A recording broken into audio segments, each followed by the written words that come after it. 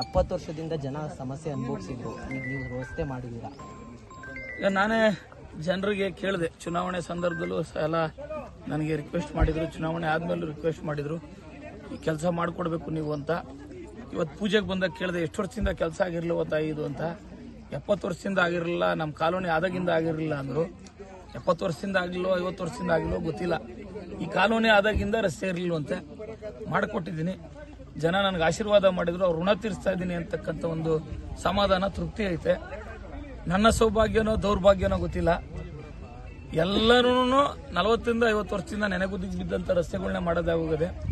ಇಂದಿನ ಶಾಸಕರು ಮೀಸಲು ವಿಧಾನಸಭಾ ಕ್ಷೇತ್ರ ಅಂತ ಗೊತ್ತಿದ್ರು, ನಾನು ಮೀಸಲಾತಿ ಅಡಿಯಲ್ಲಿ ಗೆದ್ದಿದ್ದೀನಿ ಅಂತ ಗೊತ್ತಿದ್ರು.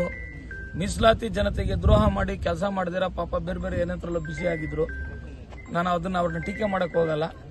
ಮೀಸಲಾತಿ ಕ್ಷೇತ್ರದಲ್ಲಿ ಈ ಥರ ಕಾಲೋನಿಗಳನ್ನು ಗುರುತಿಸಿ ಮೂಲಭೂತ ಸೌಕರ್ಯಗಳನ್ನು ಒದಗಿಸ್ತಕ್ಕಂಥ ಕೆಲಸವನ್ನು ಮಾಡ್ತಾ ಇದ್ದೀನಿ.